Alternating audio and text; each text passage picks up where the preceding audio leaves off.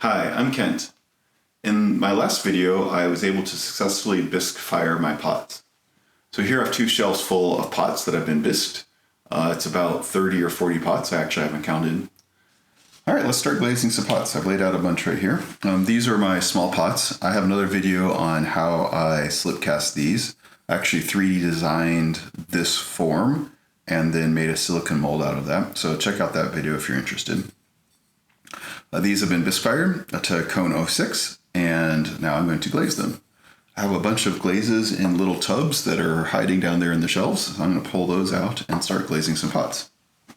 So these are the tubs I keep my glazes in. I transferred the glaze out of the original jar and put it in here so I can dip them. I don't have big buckets of glaze. I'm still trying a bunch of different glazes, so these are just about the right size.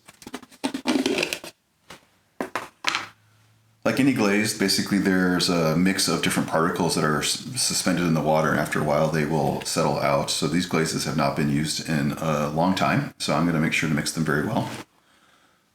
One of the tricks for mixing them is actually to use an immersion blender. So I have my immersion blender here. It's actually in two parts. There's the drive unit and then there's the head. It's nice to be able to detach it so that I don't have to worry about accidentally cutting myself on the blades. So the general idea is I take the immersion blender, I then stick it down into the glaze. I take a paper towel and put it over the top so splatters don't come out. These buckets aren't very tall, so I don't want the glaze jumping out. I then blend it up for a few minutes. That will introduce some bubbles, so I usually let it sit for a little bit. And then I will dip the pot, pull it out, and let it dry. I will do that to usually my process is I'll mix up several different glazes at once that I want to use.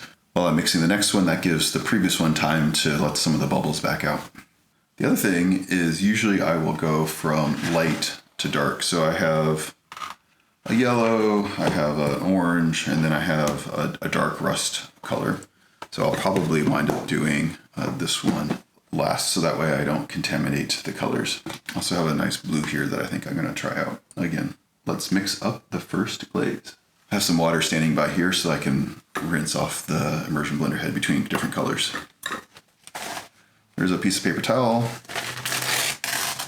rip a slot, so I can put the head on the immersion blender and put that down in.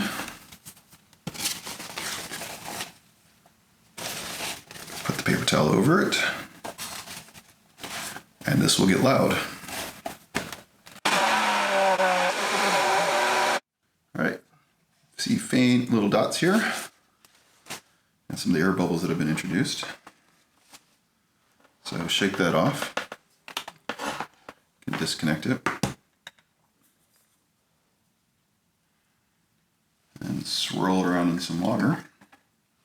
So put this one off to the side and I'll mix up the next. Papaya. So for labeling these, I just took a piece of packing tape and I put it on the top, and then I wrote on Sharpie what the color was. That way, if I ever want to change the colors, I can just take off the packing tape and I don't have to worry about removing the Sharpie. Paper towel I can reuse. Got a sponge here so I can wipe down the immersion blender.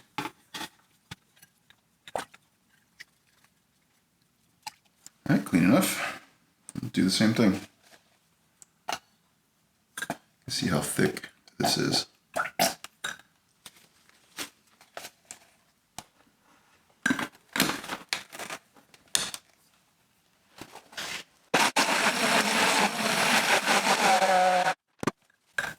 All right, much better consistency, all mixed up.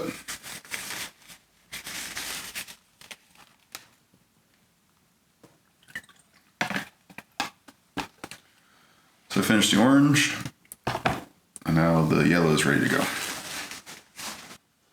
So these are all pots, so they all have holes in the bottom for drainage. I cleaned them up before, but I'm going to give them a quick wipe down, just to make sure there isn't any dust in them.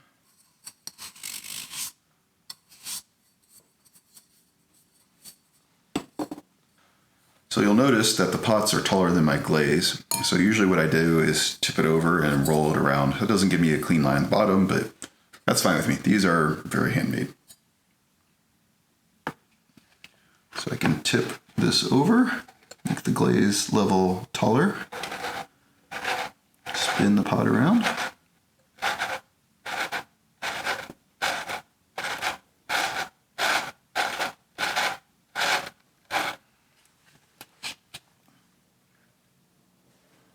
Let it drip. And flip it over and set it down. If you haven't guessed by now, all the spots here, all the colors are glazed from previous applications that have dripped down. Now we'll do one of the papayas.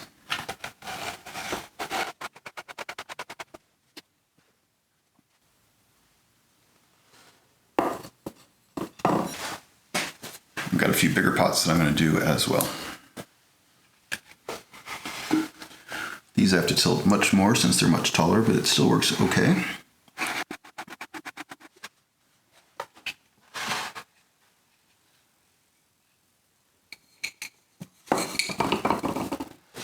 Flip it over. Try not to touch glaze too much, but definitely some. Apparently they kissed each other while I was setting it down. That's fine.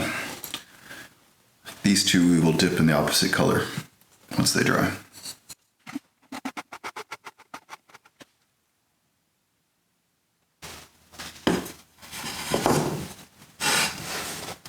So I'm going to take the top of this one and dip it into the orange.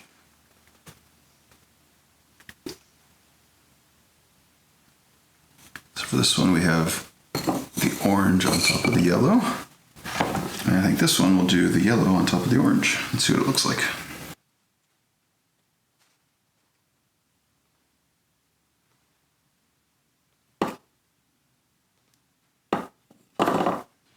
This one is Robin's Egg Blue. I picked this glaze up not too long ago, and it was actually one of my favorite colors. It really came out really well on this clay body.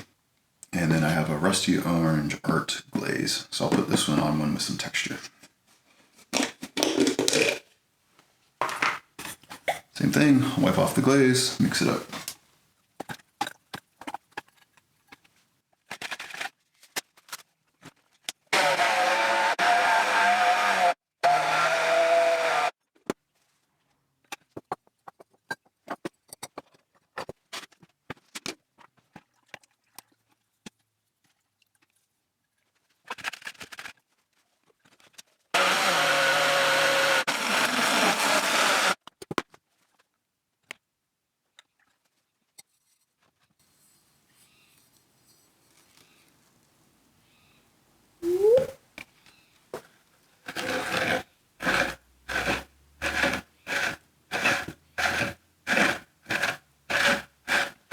This is the Robin's Egg. It's a very pale blue that has brown speckles in it.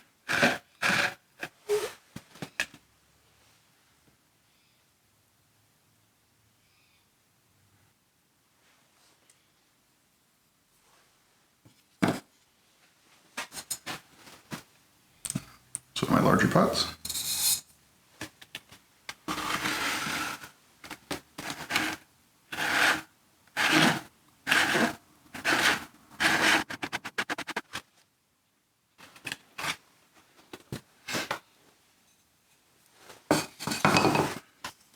I have a couple of pots that I have carved. This one just has some simple vertical lines.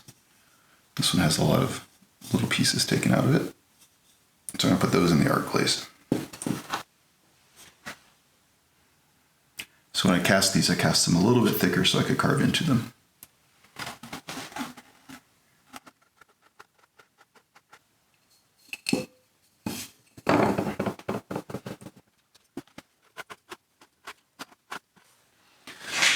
Don't have any glaze tongs, I might want to get those. One of the challenges with glazing the pots is they have the hole in the bottom. If they were closed, I'd actually displace the glaze and I should be able to glaze them just by dipping. Or I could just get more glaze. Maybe once I find my favorite glazes, I will do that.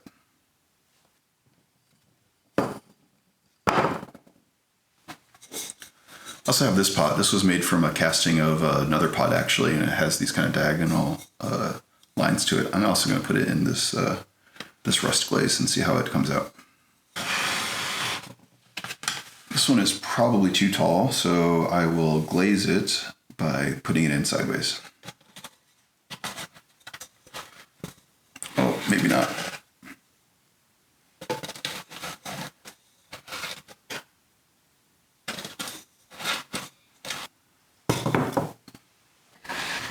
Okay, some fresh water so I can not worry about contaminating my glazes. These here, once they dry a little bit more, I will sponge off the bottoms so they don't stick to my kiln shelves.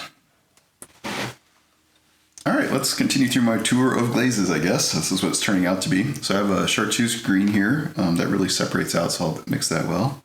A dusk blue, and this one is dove gray speckle. It's actually very much like the robin's egg, only it's a gray base that's a little bit more pronounced than the light blue. You see this one really separates out. So there's the thicker part on the bottom and a very thin part on the top.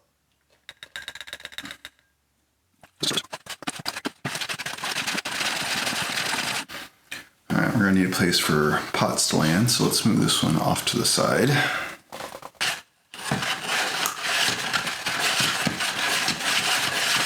All right, I can feel most of the chunkies off the bottom. So now I think we can go ahead and use the immersion blender.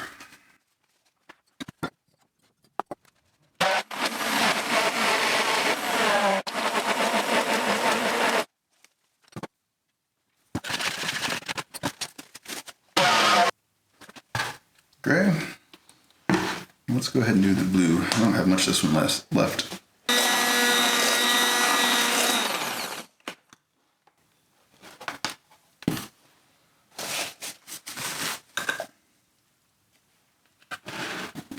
Let's start with this green.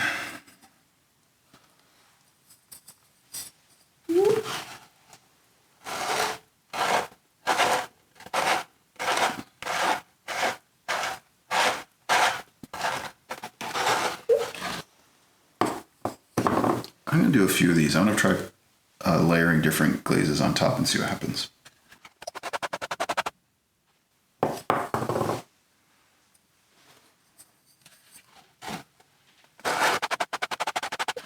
These little pots are basically my test tiles. I don't really bother with test tiles usually. If it doesn't work out, no big deal. Plants don't really care.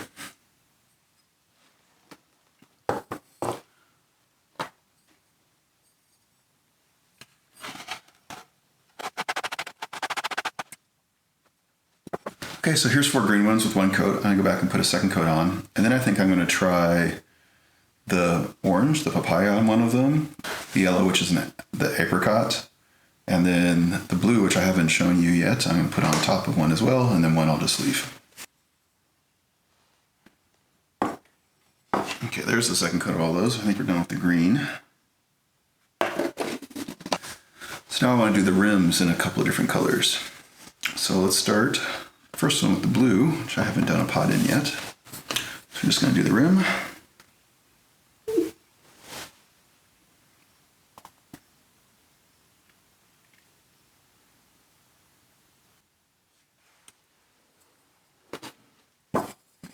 And while I have the blue, let's go ahead and glaze a full one.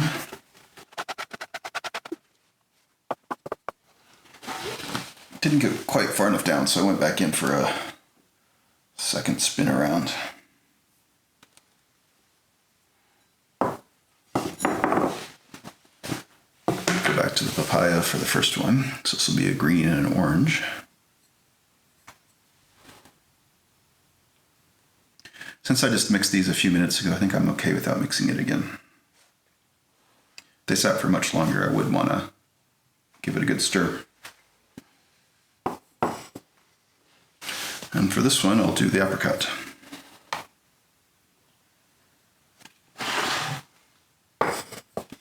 And that green I'll just leave as green. All right, so the gray sitting here. So let's go ahead and do some of those.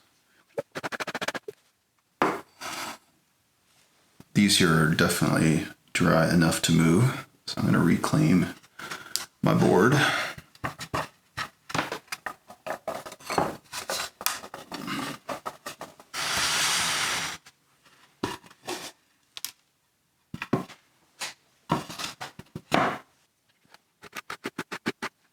So while slip casting parts are all supposed to be more or less the same, my process is definitely not perfected. But one of the things that's really easy to change is actually the height. So this one here, actually, the mold is much taller, but I've trimmed it down. Probably what happened is when I was casting it, I messed up the top and just had to keep trimming. That's a nice way to get some variation.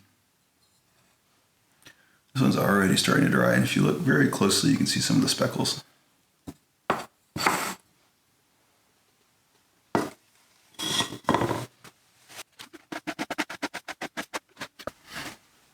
Have a little coaster I made for a pot as well. I haven't made very many of these, but I'm gonna dip this in the gray as well.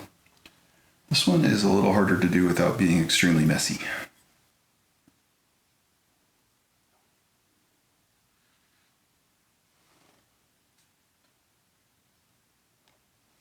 It's actually a pot that I only slip cast the very bottom of.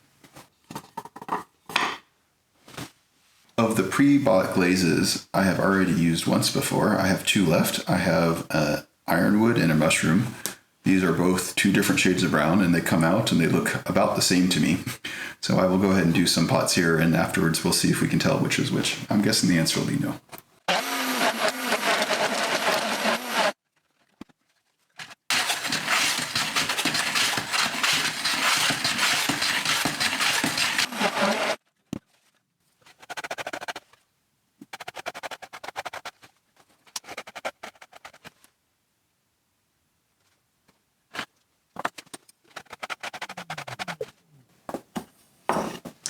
Okay, there's 2 of each.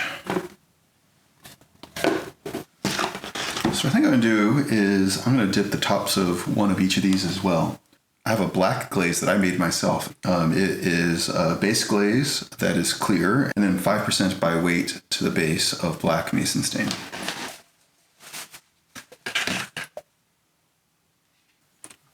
Let's do the rims of a couple of these.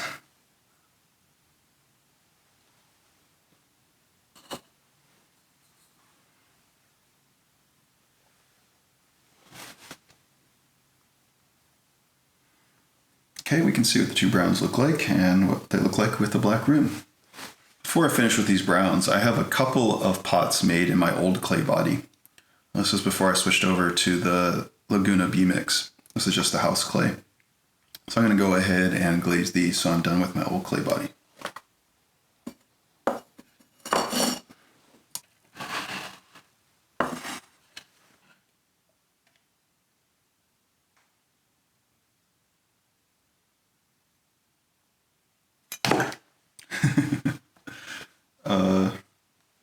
Okay, the bottom of this one got glazed. That's not good.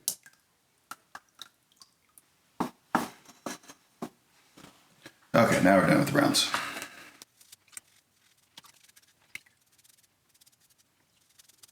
So I have all my pots glazed now. I'm gonna let all the glaze dry, and then I'm gonna clean it up a little bit. I will sponge off any areas that need to be sponged off and rub in any of the high spots so that the glaze has a nice even layer. In the next video, I'll take all of these pots and put them into my kiln. If you have any questions, please leave a comment below. I'd be happy to answer them. Thanks.